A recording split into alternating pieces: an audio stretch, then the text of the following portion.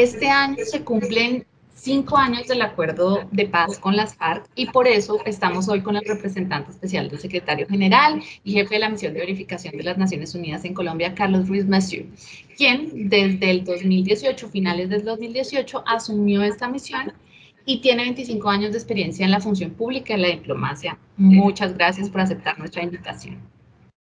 No, muchas gracias, es un placer estar aquí con el colombiano. Gracias. Bueno, para que nuestra audiencia lo sepa, la misión tiene a cargo verificar la implementación del acuerdo de paz con las FARC en Colombia. Y pues entremos en materia. Este 2021 empezó bien violento, ¿no? Sobre todo para los líderes sociales amenazados. Según la JEP, hay una masacre cada 4 días. Desde la firma del acuerdo se han reportado 378 asesinatos de líderes sociales, según el último informe que ustedes entregaron, y de 248 combatientes. Entonces, pues la pregunta que todos los colombianos nos hacemos a diario es, ¿qué hacer para que cese esta violencia? Sí, mira, primero creo que hay que pensar las oportunidades que nos ofrece el 2021. El 2021 siendo este año, quinto año que mencionabas, que es el quinto año de la implementación, un tercio de lo que está pensado en la implementación. Un año en el cual esperamos se realicen acciones en diferentes áreas que consoliden los avances ya alcanzados o que cubran esas áreas de preocupación que hemos tenido a lo largo de la implementación. Y dentro de eso, la primera área o el área prioritaria por excelencia es el tema de seguridad que bien comentabas. En el tema de seguridad, ciertamente, como lo mencionaba, los números en cuanto a los liderazgos sociales, los números en cuanto a los excombatientes asesinados, amenazados, en general la situación que enfrentan las comunidades, tiene que ser el principal norte de las acciones del Estado, de las acciones del gobierno, y en el cual Naciones Unidas espera se tomen acciones de diferente tipo, unas nuevas y otras reforzando las existentes, unas de carácter preventivo y otras de carácter persecutorio, en el sentido de perseguir a los perpetradores de estos crímenes, que también funcionan como un disuasivo para la repetición de estas conductas. Entonces, tenemos en carácter preventivo que haya una respuesta más robusta a las alertas tempranas que hace la Defensoría, evidentemente la presencia integral del Estado, que todos sabemos es la respuesta estructural a los problemas en los territorios. En ese caso también creo que vale la pena destacar a la Comisión Nacional de Garantías de Seguridad como un órgano derivado del acuerdo, cuyo principal objetivo es el desmantelamiento de las organizaciones criminales, grupos armados, redes de apoyo. Y es importante, y ahí en Naciones Unidas mandamos un mensaje muy claro de la importancia que reviste ya tener un resultado concreto, una política pública acordada y una política pública que se empiece a implementar. Los datos son muy claros, los datos los tiene la Fiscalía, de quienes están detrás en sus investigaciones de los asesinatos de estos dos grupos, principalmente los líderes sociales, defensores de derechos humanos y personas en proceso de reincorporación. Y en estos casos son estos grupos. Entonces, es todavía aún más importante que se avance en este tema. Y bueno, hay otra serie de medidas que luego podemos ahondar un poco más, pero bueno, seguridad es la principal prioridad de una serie de 5 prioridades que el secretario general señaló que en 2021 es importante que se avance.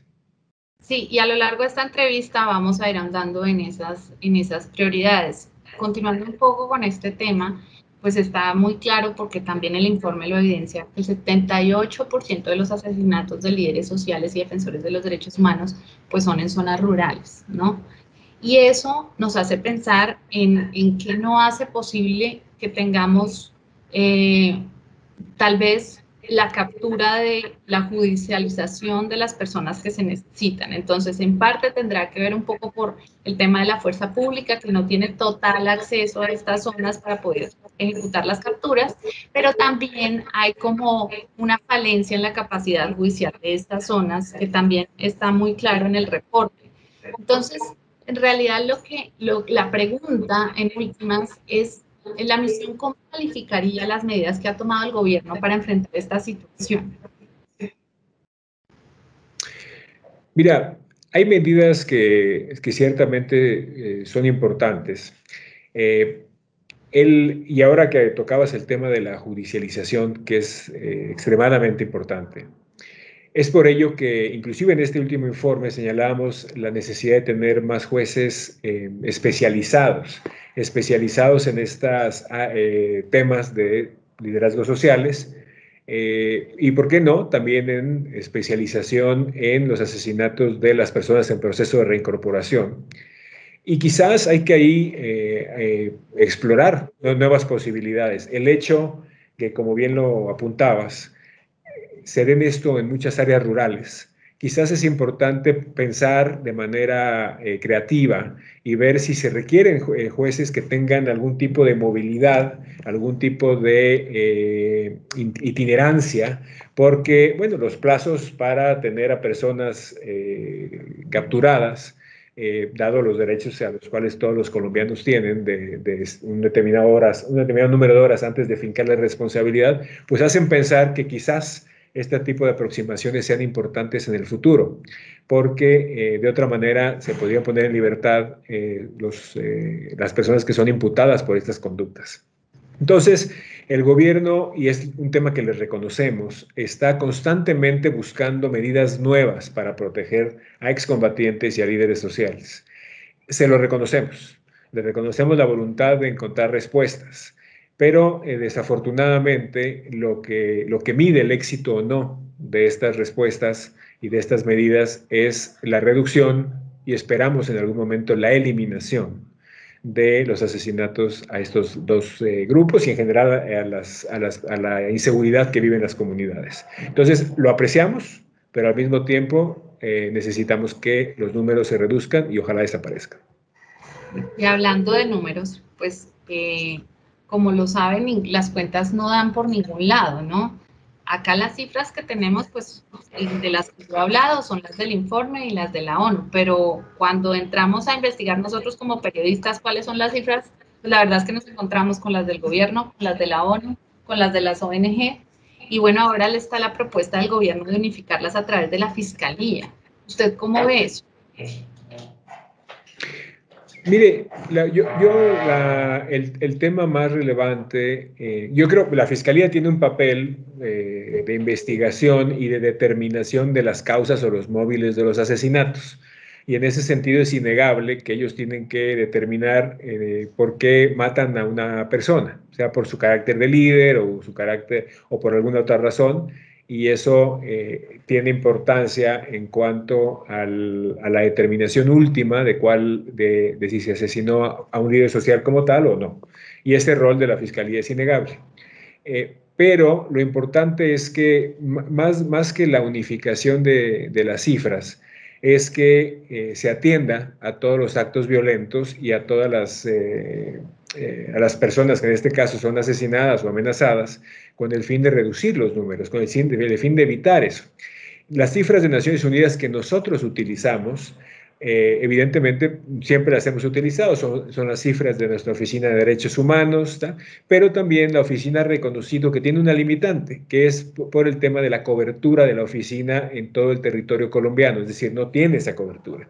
Entonces, son cifras importantes, cifras que nos dan una línea de base, pero también eso hace que cifras y las cifras no por las cifras en sí mismas, sino por los datos que arrojan y la necesidad de actuar y del Estado que actúe sobre ellas. Es importante también no dejar de lado todas aquellas instituciones que por mandato tienen o por su vocación tienen también ese objetivo. La Defensoría del Pueblo tiene que seguir reportando lo que le corresponde, y algunas otras entidades de la sociedad civil, y esperamos que esas sigan siendo tomadas en cuenta, investigadas a fondo y resueltas al final del caso. Y ya, digamos, si no se tiene una línea común, es menos relevante. Lo más importante es que la acción del Estado sea efectiva respecto a todos los reportes de homicidios, y en particularmente de estos grupos, tanto de líderes como de PPRs, ¿no?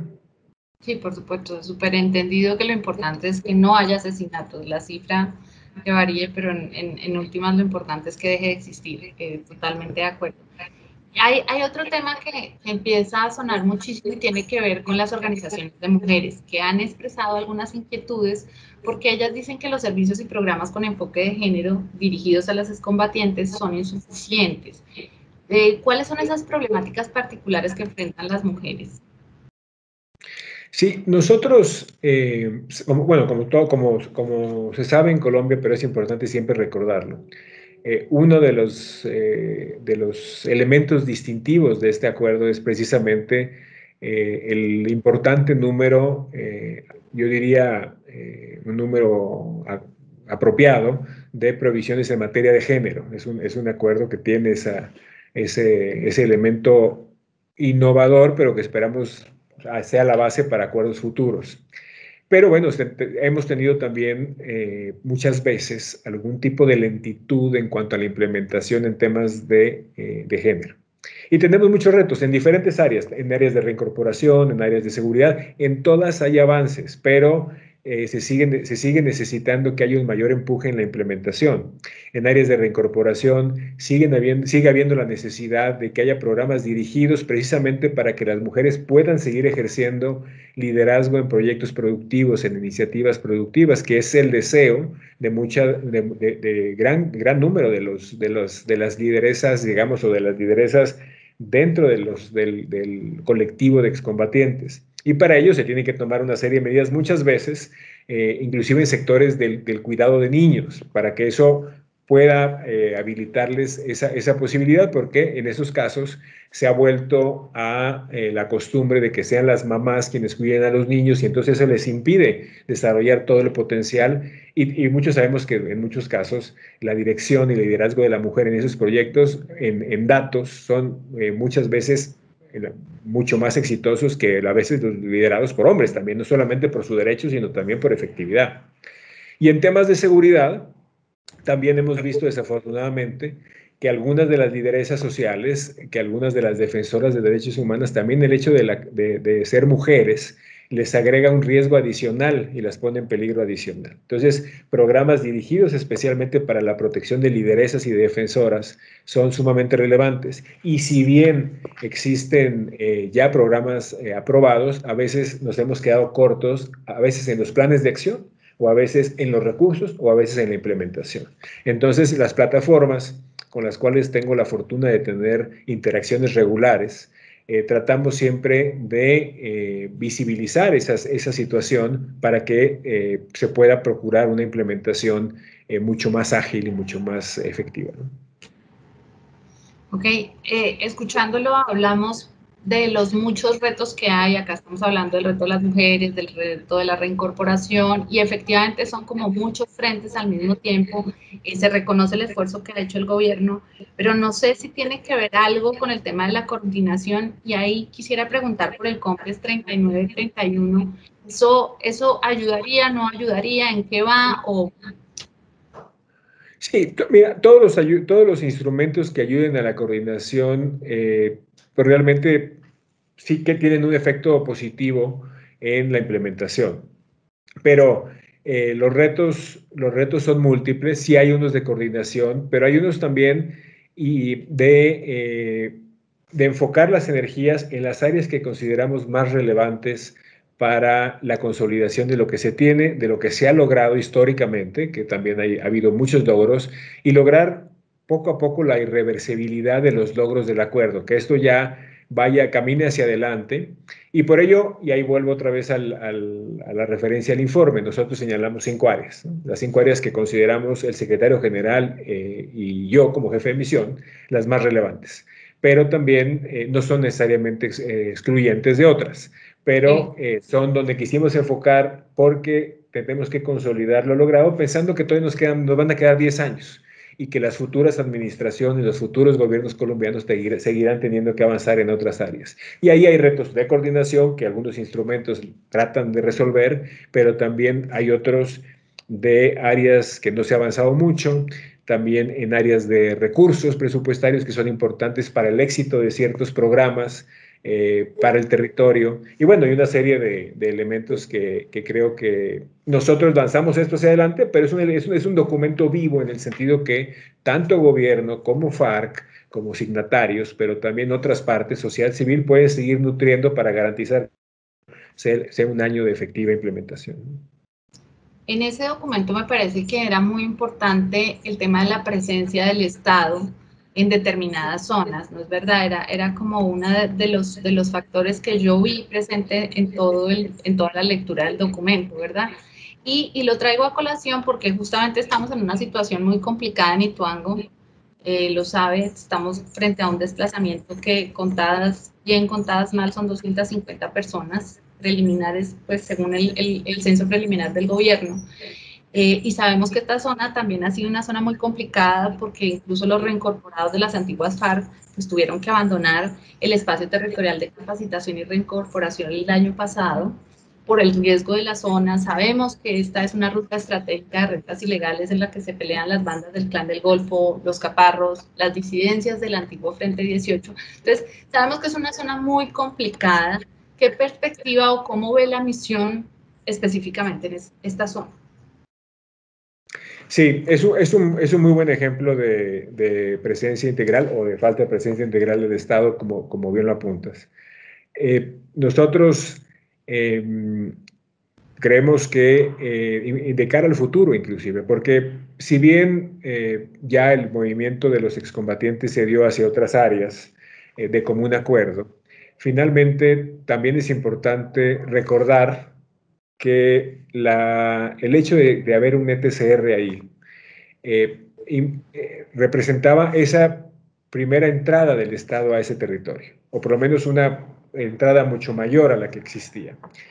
Claramente necesita estar acompañada de otras instituciones de carácter civil, salud, educación, servicios sociales, estructuras judiciales, fiscalía, vamos, una serie de instituciones que fortalecen la presencia del Estado y que sería no solamente para proveer toda esta gama de protección y de servicios a los excombatientes, sino a las comunidades.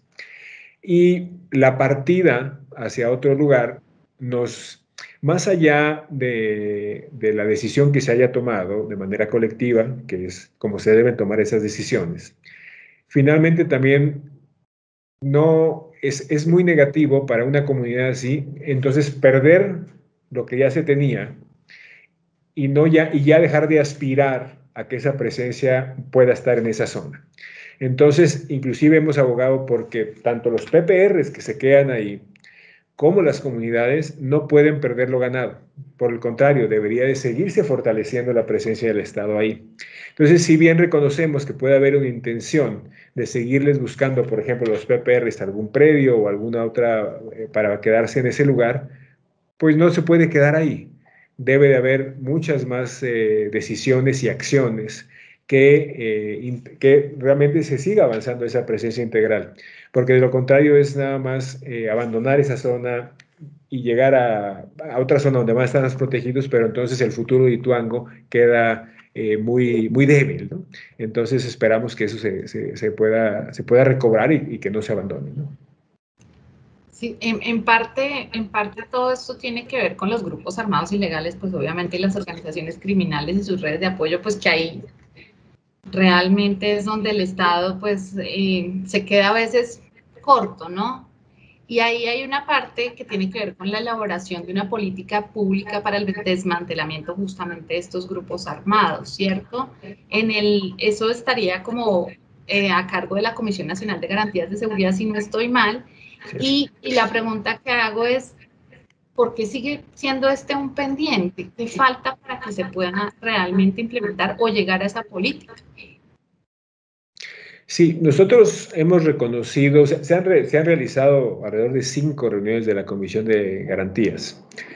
Y las virtudes de esa comisión, además de que el mandato es precisamente el que comenta y que va al centro de los que generan este tipo de violencia, que generan este tipo de situaciones eh, eh, muy duras para la comunidad y muy duras para los excombatientes y líderes. Entonces, ha habido estas reuniones, se avanzaba en el diálogo, se avanzaba en las medidas que las instituciones del Estado, las del gobierno y también las de otras instituciones, se venían realizando y se exploraban. Se avanzó en la parte de la sociedad civil y una propuesta que hicieron como parte de una serie de insumos de la política pública, pero no se ha llegado a la elaboración, adopción y posterior ejecución de esa política.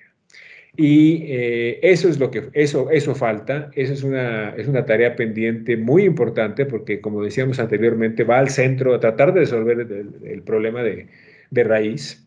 Y esperamos, y así lo expusimos en el informe, que en este periodo, y ya estoy hablando del trimestre más que del año, se puedan avanzar ya con pasos concretos a esto, porque como bien dices, este es un instrumento fundamental para resolver el problema de raíz, y Tuango como ejemplo, y seguramente otras áreas de Antioquia, pero también en general de las zonas de conflicto en el país, ¿no? O de las históricamente afectadas por el conflicto. Bueno, pues sí, esperemos que esto se resuelva pronto, pero entre tanto, digamos que continuamos con 9.500 reincorporados que viven fuera de los antiguos espacios territoriales de capacitación y reincorporación, y pues son los que más enfrentan problemas de seguridad, son los que más enfrentan la falta de oportunidades productivas y pues ese apoyo institucional desigual. Entonces, ¿cómo acompaña la misión las nuevas áreas de reincorporación o a estos excombatientes? Sí, ese es también muy relevante este punto, porque son más de 9.000, como bien comentabas, hay cerca de 3.000 en los antiguos ETCRs, y por un lado, no tienen las medidas de seguridad que tienen los antiguos ETCRs en cuanto a los perímetros de seguridad hechos por policía y por ejército, que han sido muy efectivos, es decir, los actos de violencia en esos ETCRs, como bien sabes, han sido muy contados, ¿no? Creo como 2 en todos los ETCRs. Mientras que fuera de los ETCRs, en las nuevas áreas o en las inmediaciones de las nuevas áreas, prácticamente cerca de más del 30% de los asesinatos se dan en esas áreas. Entonces, tenemos un tema de seguridad respecto a esos más de 9.000 excombatientes. Tenemos un tema de reincorporación, si bien hay proyectos aprobados para esas nuevas áreas, que hay que decirlo, lo cierto es que, por ejemplo, un tema central para la sostenibilidad de la reincorporación, como es el tema de tierras, se ha avanzado un poco, se tiene que avanzar más, pero estamos otra vez hablando de los antiguos ETCRs, en el caso de Antioquia, en Dabeiba, con una participación muy importante de ProAntioquia, pero estamos hablando otra vez de los ETCRs. En las nuevas áreas hay que avanzar también en tierras para vivienda, en tierras para proyectos, no solamente en proyectos. Entonces, es una gran área en la cual la misión acompaña, la misión está presente para tratar no solamente de seguir apoyando en territorio a los excombatientes, pero también en nuestro trabajo de visibilización de este tema en particular. Se lo hicimos de conocimiento al Consejo de Seguridad, el Consejo de Seguridad lo endosó, lo apoyó. Entonces esperamos que se busquen arreglos similares a los que hay en los antiguos ETCR, ya sea en materia de seguridad, ya sea en materia de reincorporación, porque ya es la gran mayoría de los excombatientes que están en esas nuevas áreas. Sí, ahí tocamos otro tema que viene siendo en el que todos los analistas se ponen de acuerdo, ¿no? Y es que el punto en el que menos se ha avanzado es en el punto 1 del acuerdo, en la reforma rural integral. Aunque el gobierno pues ha reportado que las 3 millones de hectáreas establecidas en el acuerdo final del Fondo de Tierras pues existen, incluso creo que hay 1 millón más, pues también está la Procuraduría General por el otro lado diciendo que la gran mayoría de estos predios están ocupados y por lo tanto no están disponibles porque pues obviamente es necesario formalizarlos, regularlos. Entonces, pues en términos francos hablemos de qué tan lejos estamos realmente de la reforma rural integral. Sí, así es. En el capítulo de reforma rural, realmente en el área que más se ha avanzado es en el área de PEDETs, ¿no? Tanto en recursos como en obras.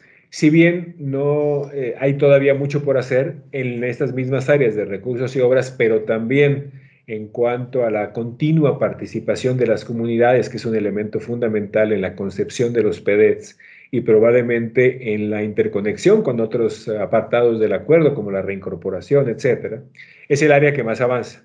Pero en otras áreas de la reforma rural ciertamente estamos mucho más en una etapa muy inicial. Pero también creo que vale la pena tener la reflexión de qué tanto podemos avanzar, qué tanto podemos avanzar en las diferentes áreas de cara a las siguientes administraciones. Siendo un punto central, siendo el punto número uno, como bien señalabas, pues es un punto que es parte integrante del acuerdo, se tiene que avanzar sí o sí. El tema es nada más en qué momento hay que pensar que se tiene que avanzar más en cuanto a, digamos, al plan de implementación de este gobierno y de futuros gobiernos, ¿no? Pero definitivamente es un tema que no puede quedar soslayado, es un tema central del acuerdo y esperamos que en Reforma Rural Integral lleguemos a un momento en el cual los avances sean tan o mejores que en otras áreas que hemos señalado que son las que van un poco mejor, ¿no? Ok. Hay otro tema que tiene que ver con la estigmatización del partido Comunes, ¿no? Es un tema en el que la Jurisdicción Especial para la Paz incluso pues le había ordenado a la Oficina del Alto Comisionado para la Paz que convocara la instancia del alto nivel del Sistema Integral de Seguridad para el ejercicio de la política. Esto pues con un solo fin y es la protección integral de los miembros del partido. Según tal cual está dispuesto en el acuerdo. ¿Eso en qué va? Sí, es un tema muy relevante. Es un tema muy relevante siempre, el combate a la estigmatización, que afecta a diferentes áreas, ¿no? También ha afectado y pudiera afectar también en el futuro, cuando estemos hablando ya nuevamente de participación en política, por ejemplo, porque es un tema que surge todavía aún más. Hay una política pública de que el Consejo Nacional de Paz ha estado impulsando y actualmente hay un diálogo con el Ministerio del Interior precisamente para avanzar en este tema. Es un tema que recientemente también comentábamos con el ministro del Interior en una reunión que tuvimos hace poco porque es de suma importancia. Entonces también, si bien no está tan señalada, digamos, en el informe último nuestro, sí es un tema de suma importancia y que esperamos sí haya avances próximamente y podamos, no solamente que se adopte, sino que también se empiece a implementar, que es la parte más importante, como muchas. Hola, perdí por un segundo el sonido.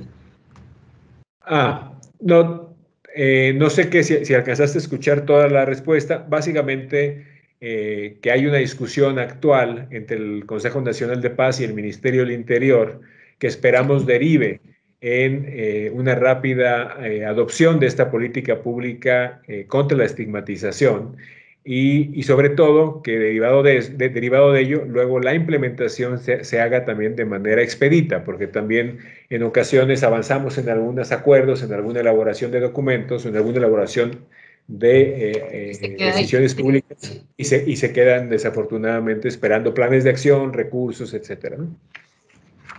Así es, bueno, tal y como estaba en el acuerdo desde el comienzo, pero pues muy bueno que el presidente Duque haya solicitado ampliar el mandato de la misión de verificación, esta vez incluyendo la verificación del cumplimiento de las sanciones que imponga la Jurisdicción Especial para la Paz, y pues las FARC y también la Jurisdicción Especial para la Paz han indicado que apoyan que la misión realice pues esta tarea. ¿Cómo se hará esta Bueno, verificación? sí. creo que primero vale la pena recordar algunas de las premisas. Hay que esperar a que el Consejo de Seguridad autorice ese mandato por parte de la misión. Pero bueno, las peticiones están hechas ya, el análisis se está realizando, pero suponiendo que esto va hacia adelante, porque el Consejo de Seguridad ya ha expresado alguna visión preliminar favorable a ello, se realizaría, básicamente hay dos elementos de las sanciones llamadas propias, las son sanciones, digamos, restaurativas, ¿no? Que ese es el campo de acción de esa verificación. Y esas sanciones pues son de dos tipos, las restricciones de libertades y derechos y las obras de carácter reparador. La misión lo que haría es que una vez que haya una sanción impuesta, aunque hay un elemento que ahora explico, una sanción impuesta para un compareciente, un sancionado, sea este de FARC, sea este de militar, de agente del Estado, vamos, de todos los comparecientes que son como parte de actores, diferentes actores del conflicto, se pueda verificar que precisamente esa persona o ese colectivo sancionado realiza en el territorio donde se le sancione dicha obra reparadora. Y por otro lado, también en cuanto a las restricciones de libertades y derechos, que seguramente serán con no poder moverse durante unos años de algún perímetro específico, poder también convalidar que el mecanismo hecho para monitorear ese cumplimiento está bien hecho y está siendo bien implementado, además de nuestras verificación in situ que también se estarán realizando. En ese apartado se están realizando, tanto por la JEP como por otras instituciones, pues los mecanismos que se tienen que realizar para verificar esa restricción de libertades, ¿no? De tecnología, etcétera, para saber que tal persona está en ese perímetro de seguridad. Entonces, la verificación es una verificación factual sobre sanciones en los dos tipos. ¿Y esa verificación tiene algún tiempo? ¿Ese tiempo quién lo determina? ¿Lo determinan ustedes? ¿Se determina de acuerdo con el acuerdo o cómo funciona? Mira, por lo pronto los mandatos del Consejo de Seguridad son anuales. Entonces, entonces vamos a estar año con año, se va a revisar el mandato general, el mandato de lo que ya hacemos, reincorporación, seguridad, y ahora, en caso de ser aprobado, también este. Entonces el Consejo lo va a ir renovando, pero para renovarlo también atiende a la situación sobre el terreno. Finalmente, las Naciones Unidas, esta es una, digamos, petición o que las partes hicieron dentro del acuerdo y que ahora se estaría materializando ya en la práctica, pues pidieron que esta función se depositara en la ONU, seguramente por la imparcialidad, seguramente por ser un tercero, por ser tal, y en estos casos siempre llenamos un vacío. Entonces, es un vacío que puede ser por la presencia territorial o no de la JEP, que puede ser por también una cuestión de confianza en un tercero. Entonces, mientras nosotros llenemos ese vacío, ya sea físico, territorial, y ese espacio de confianza o de desconfianza, pues seguramente haremos esa función un tiempo. Pero bueno, también yo creo que cuando llegue el momento adecuado, pues ya podremos empezar a dejar de hacer esa función, así como otras, cuando la misión ya esté en posición y el país esté en posición de que las funciones verificadoras ya no sean necesarias, ¿no? Entendido. Ya habíamos hablado un poco del tema del presupuesto, pero quisiera ahondar en esa pregunta, y es que aunque las inversiones para la paz aumentaron un 9% en el presupuesto de este año, pues no logran llegar a realmente lo que se formuló en el acuerdo del 2016, ¿no? Es un menor presupuesto que el planteado. ¿Realmente qué áreas están mejor y cuáles están peor financiadas? Bueno, quizás es difícil hacer una respuesta muy categórica. Yo creo que hay que medir más el financiamiento en cuanto a la factibilidad de la implementación durante un determinado tiempo y en cuanto a la necesidad de ciertos programas de ser financiados para garantizar su éxito. Por ejemplo, yo creo que el hecho de que la reincorporación, los reincorporados ya estén en números de arriba del 40% por proyectos financiados por el CNR, es un indicador positivo de recursos para proyectos productivos, porque están sumados también a los de la comunidad internacional, que entonces ya agregan que el número de reincorporados involucrados pues ya esté arriba, bastante más arriba que la mitad de los reincorporados, independientemente que falten un buen número. En temas de seguridad, ya sea por recursos o ya sea por medidas que no han sido suficientes, la evaluación puede ser un poco más complicada, porque no es necesariamente nada más tema de recursos, tal vez son políticas que no han sido tan exitosas como se pudieran haber pensado, etc. En temas del PENIS, por ejemplo, el PENIS creo que ha sido exitoso el hecho de que las 100.000 familias, perdón, que han firmado este acuerdo voluntario, se les pagó por erradicar. Habla bien de esos recursos para erradicar, habla bien de los recursos de mantenimiento, pero el hecho que solo tengamos alrededor del 4% de implementación de los proyectos alternativos nos dice que falta ejecución, y seguramente si falta ejecución hay que garantizar que haya recursos suficientes para la ejecución de esa tercera parte del PENIS, porque si no arriesgamos el éxito del programa, arriesgamos que se vuelva a ver resiembra en un programa que por sí mismo normalmente la tasa de resiembra es muy baja. Entonces no puedo ser tan tajante, pero sí puedo señalar donde se puede prever que se necesita invertir más recursos y aquellas en las que quizás el recurso no sea tan problemático. La conversación nos ha ido guiando justamente a la pregunta que yo iba a hacer después de esta, y era al tema de la sustitución de cultivos ilícitos, ¿sí?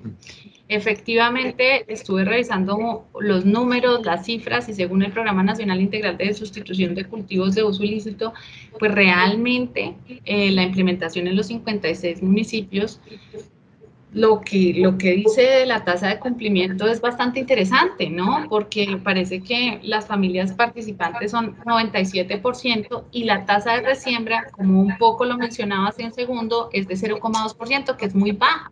Eso de alguna manera muestra eficacia en la erradicación y pues el potencial justamente para que las familias dejen de depender de los cultivos ilícitos, pero pues tienen que tener lo que ya había hablado usted, esa otra alternativa para que puedan dedicarse a otro tipo de cultivo. Ahora, el tema es que el gobierno, pues específicamente Diego Molano lo ha dicho, el ministro, ha dicho que en marzo o abril se volverá a la aspersión de glifosato. Entonces ahí la pregunta es, ¿usted cómo cree que esta situación pueda afectar lo que está en la oferta? Bueno, aquí lo más importante, y el acuerdo en eso es claro, es privilegiar el programa de sustitución de cultivos.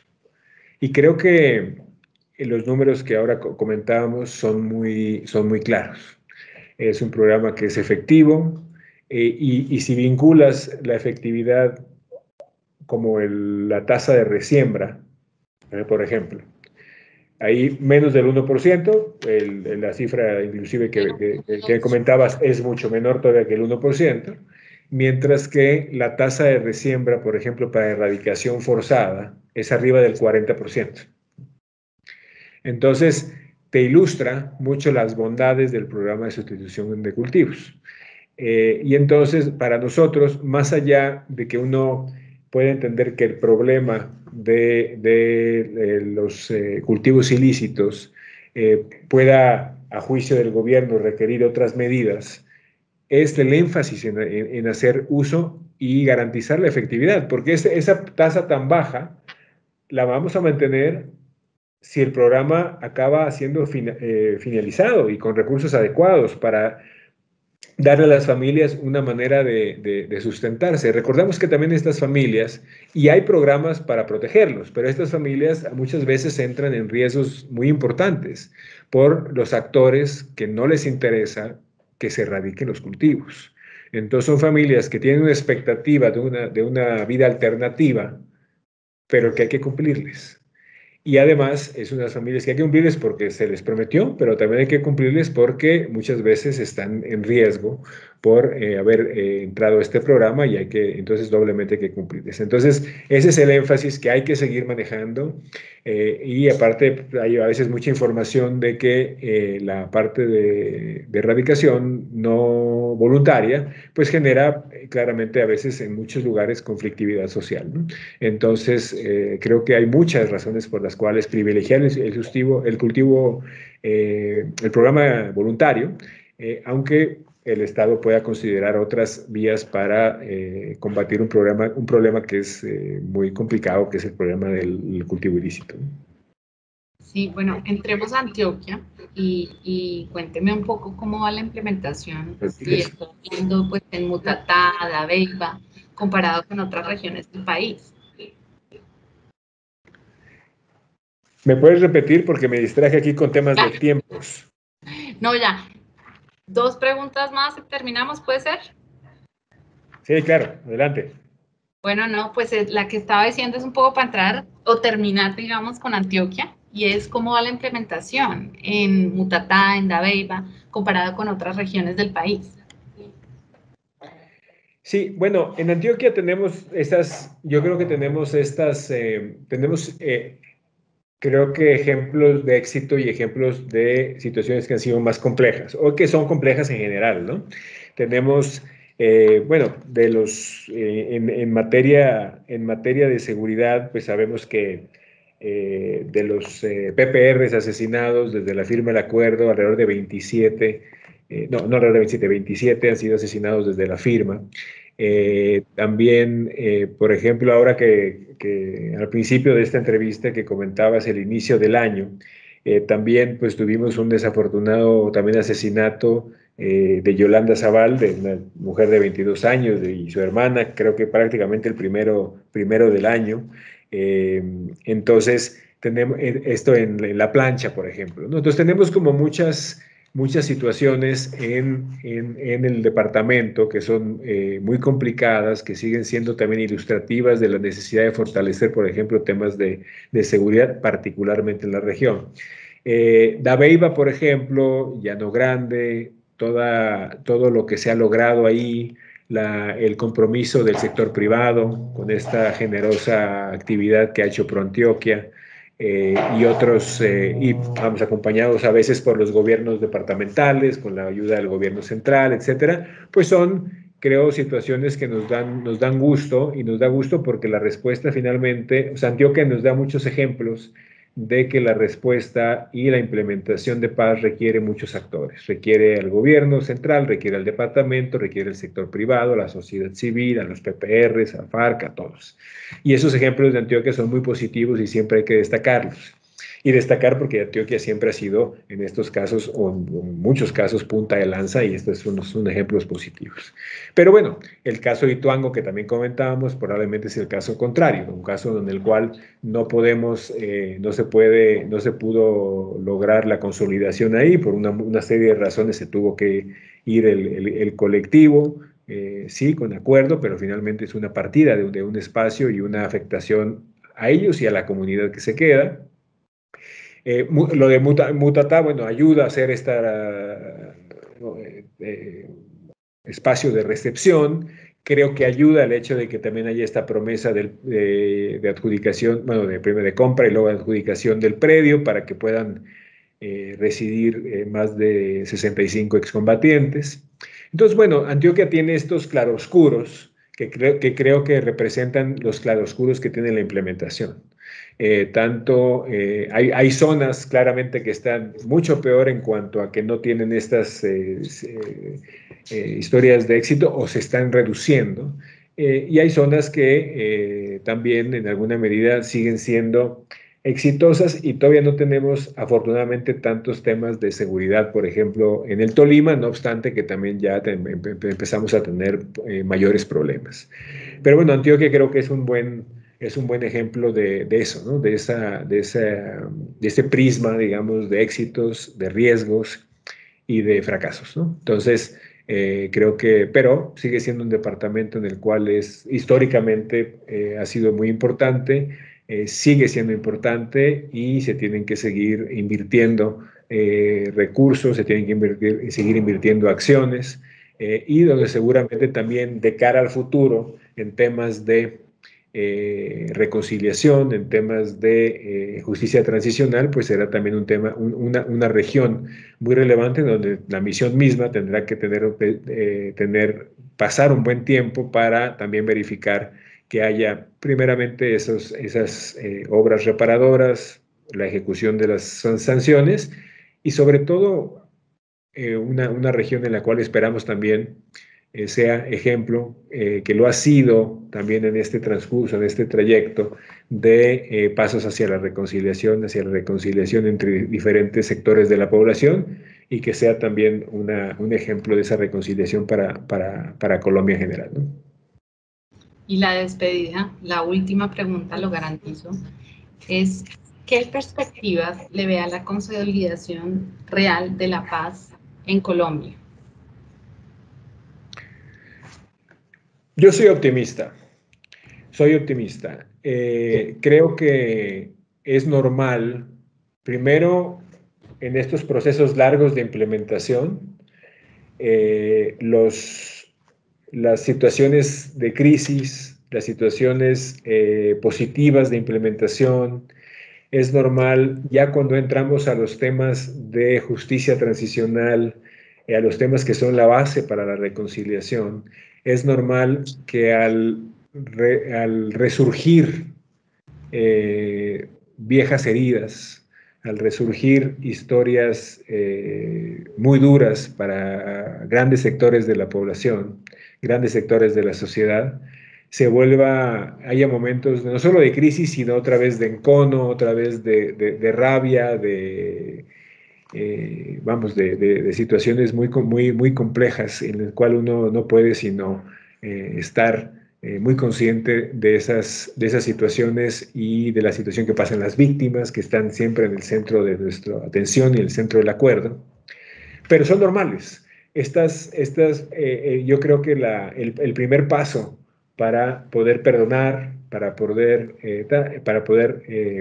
avanzar en esa reconciliación, es tener la verdad, procesar y estar en condiciones como colombianos, como colombianos todos, poco a poco entenderse, entender al otro, perdonar, olvidar y seguir hacia su reconciliación, que es un paso fundamental para la consolidación del país. Hay otros elementos, hay otros grupos que también hay una aspiración de muchos sectores de una paz completa, hay mucho trabajo por delante y uno esperaría que también en el futuro Naciones Unidas como proponente y como defensor y como creyente universal del diálogo como medida para resolver los conflictos, estará siempre listo para poder apoyar los esfuerzos de ampliar esos diálogos con otros que muchas veces se requieren para llegar a esa paz completa que aspira, sabemos, creemos, estamos convencidos la mayoría de los colombianos. Bueno, pues gracias por este tiempo, por responder estas preguntas. Seguramente más adelante volveremos a buscarlos, muy interesados en conocer más de cómo va la implementación del acuerdo. Esta entrevista estará en impreso y también está en web para toda nuestra audiencia, entonces muchas gracias por este tiempo.